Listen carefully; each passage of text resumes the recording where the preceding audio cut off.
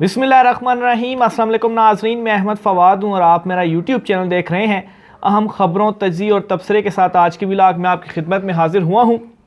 और आज की बड़ी खबर और ब्रेकिंग न्यूज़ जो मैंने आपके साथ शेयर करनी है वो है साइफ़र केस के हवाले से। इमरान खान के अगेंस्ट साइफ़र केस का भी जो गुब्बारा था वो फट चुका है और इसका हाल भी तोशा खाना वाला होने जा रहा है। चीफ जस्टिस काजी फ़ाइज़ ईसा का एक बड़ा फ़ैसला है। इसी हवाले से कुछ तफसीलात हैं। एक तो ये आपके साथ मैंने शेयर करनी है, चीफ जस्टिस काजी फ़ाइज़ ईसा ने ही जो एक किस्म का आप समझे उनके फ़ैसले ने ही इस केस के गुब्बारे से हवा निकाल दी है। केस जो है वो अपनी मौत मर चुका है। कुछ तफसीलात आपके साथ मैं शेयर करूँगा। दूसरे नंबर पर इमरान खान साहब के ख़िलाफ़ इस केस में जो 164 का बयान था आज़म खान का, जो उन्होंने बयान दिया था, ये बयान भी मुस्तरद हो चुका है और ये भी इसी फैसले की रोशनी में ही मुस्तरद हुआ है जो कि चीफ जस्टिस काजी फ़ाइज़ ईसा की जानिब से दिया गया है। इस पर भी कुछ चीज़ें आपके साथ शेयर करूंगा। और आखिर में मरियम नवाज़ ने कैसे अपने वालिद नवाज़ शरीफ को शर्मिंदा करवा दिया है, आज लाहौर में क्या हुआ है उनके साथ, इस पर भी कुछ अहम तरीन तफसीलात आज की व्लॉग में आपके सामने रखूँगा। सबसे पहले तो नाज़रीन बात करते हैं साइफ़र मुकदमे के हवाले से और चीफ जस्टिस काजी फ़ाइज़ ईसा के फ़ैसले के हवाले से, और जो 164 का बयान दिया है आज़म खान ने उस हवाले से। अच्छा, 164 के बयान के हवाले से चीफ जस्टिस काजी फ़ाइज़ ईसा का इसहाक डार के ख़िलाफ़ जो फ़ैसला था इसमें बड़ा दो टोक और वाज़े फ़ैसला है। इसहाक डार के ख़िलाफ़ भी एहतसाब अदालत में चूँकि केसेस वगैरह चल रहे हैं तो एक मामला पहुंचा था चीफ जस्टिस काजी फ़ाइज़ ईसा के पास, और वो भी इसहाक डार का 164 के बयान के हवाले से था। और इसहाक डार उस वक्त बने थे नवाज़ शरीफ के ख़िलाफ़ वादा माफ़ गवाह और 164 का बयान उन्होंने दिया था। अब पहले वो फ़ैसला सुन लें क्योंकि इसी फ़ैसले की बुनियाद पर ये जो साइफ़र मुकदमा है इसके हवाले से चीज़ें मैंने आपके साथ शेयर करनी है। अच्छा, एक तो 164 के बयान में चीफ जस्टिस काजी फ़ाइज़ ईसा ने जो फ़ैसला दिया था, उन्होंने ये कहा था कि ये जो बयान होता है एक तो ये मुल्ज़िम की मौजूदगी में होता है और दूसरे नंबर पर मजिस्ट्रेट के सामने होता है। मजिस्ट्रेट के सामने और मुल्ज़िम की मौजूदगी में, यानी कि मिसाल के तौर पर इमरान खान साहब और आज़म खान साहब की ही बात की जाए तो अगर इमरान खान साहब को मुल्ज़िम बनाया गया है, इसमें इमरान खान साहब को मुल्ज़िम बनाया गया है और आज़म खान वादा माफ़ गवाह हैं और मजिस्ट्रेट के सामने उन्होंने बयान देना है, तो आज़म खान ने 164 का बयान तो दिया है, मजिस्ट्रेट के सामने दिया है, लेकिन ये बयान मुल्ज़िम की मौजूदगी में यानी कि इमरान खान साहब की मौजूदगी में उन्होंने नहीं दिया। एक नंबर चीज़ होगी। दूसरे नंबर पर ये जो बयान होता है इस बयान के ऊपर फिर जो जिरा है वो भी होती है, लेकिन इस बयान पर जो जिरा है वो नहीं हुई। तो ये जो आज़म खान का बयान है वादा माफ़ गवाह 164 का, ये तो ऑलरेडी मुस्तरद हो चुका है। और ये जो केस है जिस तरह से तोशा खाना में बहुत ज़्यादा लूज़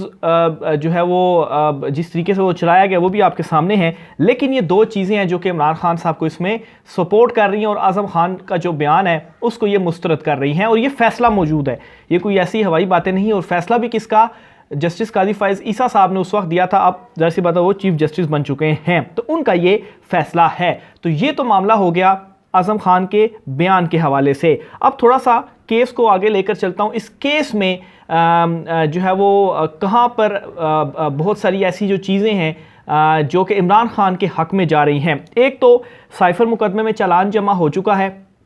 चालान जमा होने के बाद अब क्या होगा कि जो नोटिस हैं वो इसमें जारी होने हैं और फिर उसके बाद फ़र्द जुर्म वाला जो मरहला है वो आएगा, ठीक है। और फ़र्द जुर्म के बाद फिर आगे जो ट्रायल वगैरह है वो चलेगा और तकरीबन 2 से 3 माह जो हैं वो अरसा लगेगा अगर इस केस को कंक्लूड भी आगे होना है। अव्वल तो ज़ाहिर सी बात है इसमें ये सारा जो चीज़ें वगैरह है वो सामने रखी जाएंगी, लेकिन बयान की जो हैसियत है वो मैंने आपके सामने रख दी है। काजी फ़ाइज़ ईसा का जो फ़ैसला वो मैंने आपके सामने रख दिया है। अब एक तो ये नोटिस होने हैं, ज़ाहिर सी बात है आज छुट्टी का दिन है, इतवार का दिन है, आज तो नहीं होंगे, लेकिन कल मंडे वर्किंग डे होगा। जज अबू अल हसनात जो कि special court official secret act के तहत बनाई गई थी वो इस केस की समाअत कर रहे हैं और जेल में जाकर वो इस केस की समाअत कर रहे हैं। तो कल मंडे वाले दिन इस पर कोई अपडेट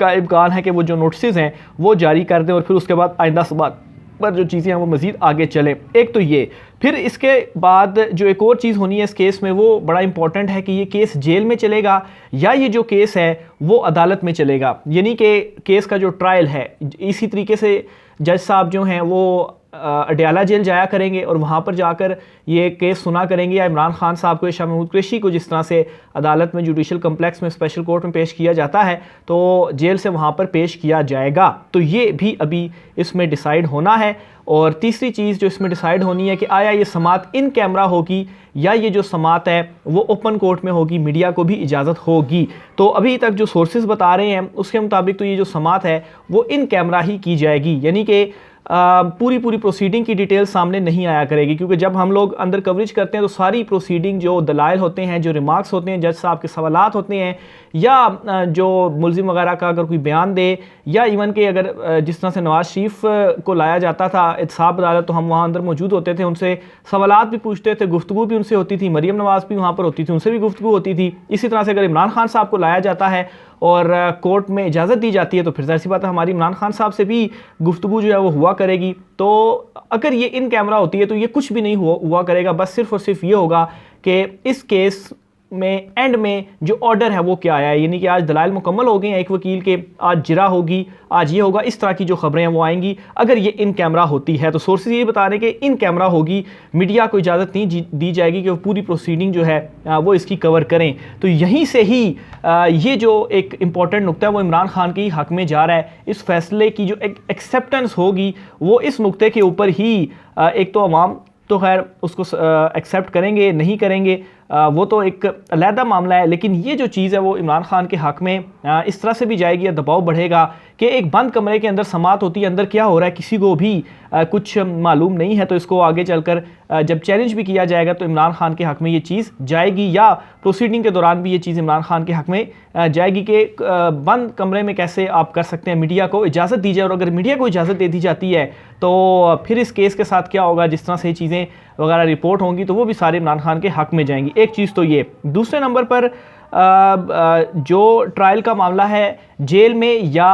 अदालत में लेकर आने का, तो इस हवाले से ऑलरेडी बहुत ज़्यादा क्वेश्चन रेज हो चुके हैं, क्योंकि जब इमरान खान साहब जेल में नहीं थे, वो गिरफ़्तार नहीं थे, तो वो मुसलसल अदालतों से इस्तिस्ना मांगते थे कि उनकी जान को ख़तरा है, कोर्ट में उनको ना बुलाया जाए। और फिर जब इमरान खान साहब पेश होते थे तो कारकुनान की भी एक बड़ी जो तादाद थी वो उनके साथ जाती थी, और जो है वो सिक्योरिटी उस वक्त काफ़ी ज़्यादा टाइट रखनी पड़ती थी, लेकिन फिर भी इमरान खान साहब पेश होते थे इन तमाम चीज़ों के बावजूद भी। लेकिन अब सूरत हाल बिल्कुल मुख्तलिफ हो चुकी है। 9 मई के बाद कारकुनान वहाँ पर आलमोस्ट आप समझे कि नहीं होते, वकला वगैरह होते हैं, कोई रश नहीं होता। और अब इमरान खान साहब चूँकि अरेस्ट हैं तो जेल से उन्हें पुलिस ने लेकर आना है, लेकिन उसके बावजूद भी इमरान खान साहब को पेश नहीं किया जा रहा। तो ये एक और वो इम्पोर्टेंट पॉइंट है जिसके ऊपर इंतज़ामिया के ऊपर सवालात भी उठेंगे कि ये दोहरा मेयार है इमरान खान साहब के साथ जो कि बरता जा रहा है, इमरान खान साहब के साथ जो है वो रखा जा रहा है। और उस वक्त इमरान खान साहब को अगर लाया जा रहा था तो अब ऐसा क्या है कि जो इमरान खान साहब को पेश नहीं किया जा रहा। तो ये वो तमाम तर चीज़ें हैं जो कुछ हैं जो कि ख़ास तौर पर जब ये ट्रायल चलेगा और मीडिया में चीज़ें रिपोर्ट होंगी तो ये सारी की सारी इमरान खान साहब के हक़ में जाएंगी। और ये जो केस है ये भी इमरान खान साहब ख़ास तौर पर जो 164 का बयान है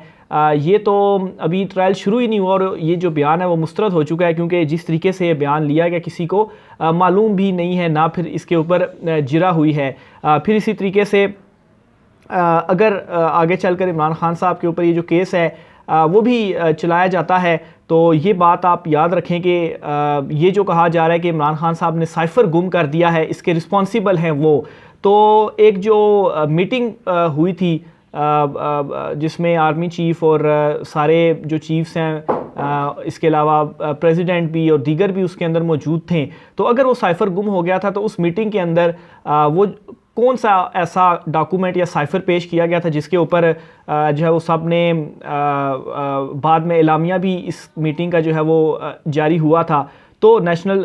सिक्योरिटी उसकी जो मीटिंग हुई थी, तो अगर साइफ़र गुम गया था तो वहाँ पर कौन सा ऐसा साइफ़र था जो कि पेश किया गया और फिर उसके बाद जो है वो एक एलामिया भी सामने आया जिसमें फिर ये कहा गया जी कि जो मुदाखलत है वो हुई है, लेकिन ये कहा गया जी कि जो साजिश है वो नहीं हुई, साजिश नहीं हुई लेकिन जो मुदाखलत है वो हुई है। तो अगर साइफ़र गुम हो गया तो वो किस बुनियाद के ऊपर वहाँ पर जो चीज़ें हैं वो क्या डिस्कस जो है वो हुई थी। तो बहरहाल ओवरऑल इस केस के ये कुछ मुदरजात अगर देखे जाएं तो ये सारे के सारे इमरान खान साहब को सपोर्ट कर रहे हैं और ये वो चीज़ें हैं जो कि आगे चलकर ट्रायल में अगर मीडिया को इजाज़त नहीं भी दी जाती तो ये सारे के सारे क्वेश्चन रेस होंगे और बड़ा कमज़ोर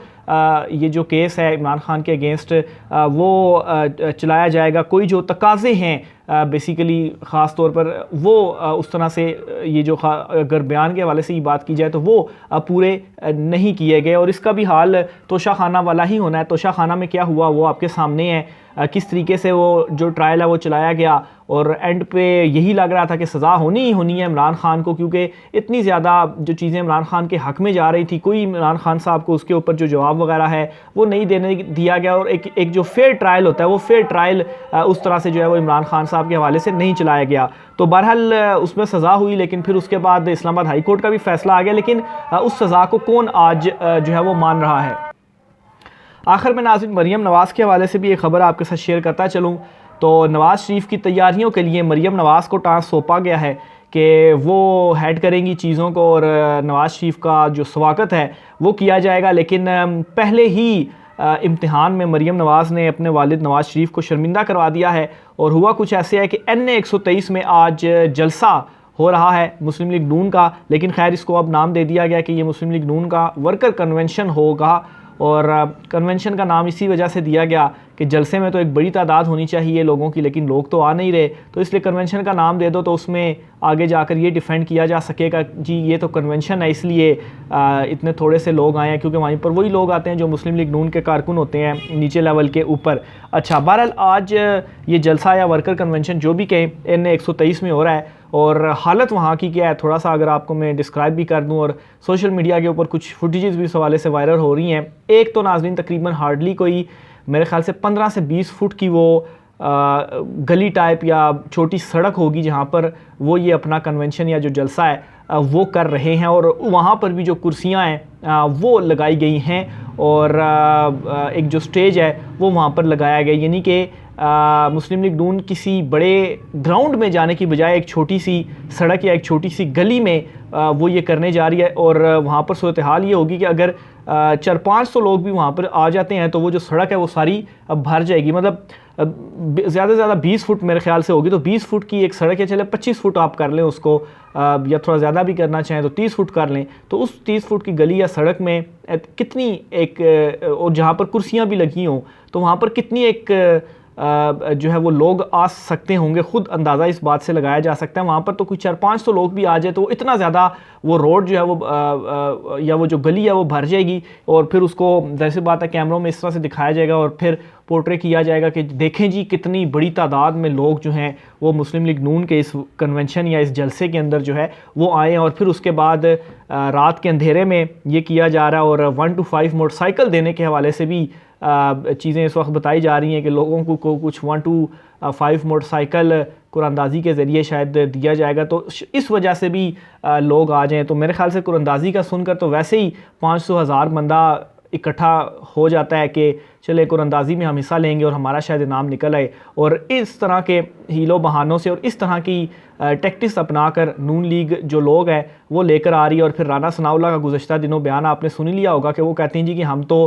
बाकायदा लोगों से नंबर लेकर और एक ऐप बनाई है, उस ऐप में वो नंबर डालेंगे और अगर वो शख्स नहीं आया तो वो ट्रेस हो जाएगा कि वो उस वक्त कहाँ पर है, तो फिर हम देखेंगे उसको बाद में कि वो क्यों नहीं आया, पहले उन्होंने जो है वो कमिटमेंट की या पहले पैसे लिए या जो भी जिस तरीके से भी उनको वो मनाकर लेकर आएंगे। तो ये हालत इस वक्त मुस्लिम लीग नून की हो चुकी है कि लोग इनसे इकट्ठे नहीं हो रहे और इस तरह के ये काम करके तो लोगों को इकट्ठा करने की कोशिश कर रहे हैं। तो मरीम नवाज़ इन तमाम तर चीज़ों को हेड कर रही हैं। आज भी उनकी ज़ेर सदारत इजलास है कि नवाज़ शरीफ की वापसी के ऊपर इंतज़ामात किस तरीके से होने हैं और बस हालांकि इस बात के ऊपर तो सोचने की ज़रूरत ही नहीं है कि अगर नवाज़ शरीफ इतनी बड़े इनकलाबी लीडर हैं तो वापस अगर वो आएंगे तो इंतज़ामात किस तरीके से और कैसे लोगों को हमने लाना है कि वो उनका इस्तकबाल करें। तो आपकी प्रायोरिटीज़ तो ये होनी चाहिए कि आप जो हैं वो आवाम की जो मुश्किलात हैं, जो एक आपका नैरेटिव है वो आप बनाएं और वो आपने लोगों को देना है ताकि और वाकई अगर आपके पीछे लोग होते तो नवाज़ शरीफ आते तो लोग खुद ब खुद जलसों में आते। लेकिन दूसरी तरफ आप PTI को देख लें, इमरान खान साहब को देख लें, कितनी सख्तियों के बावजूद भी KP वाले तो अभी जो रैलियाँ हैं वो निकाल रहे हैं और बड़ी तादाद में खुद से कर रहे हैं, कोई कॉल वगैरह पार्टी की तरफ से नहीं है, और अगर इमरान खान कॉल दे दें तो फिर आप देखेंगे जो ग्राउंड है वो किस तरीके से भरते हैं। तो बहरहाल ये कुछ आज की हम तफसीलात थी। राय का इज़हार कीजिएगा। मुझे इजाज़त दीजिए। अल्लाह हाफ़िज़।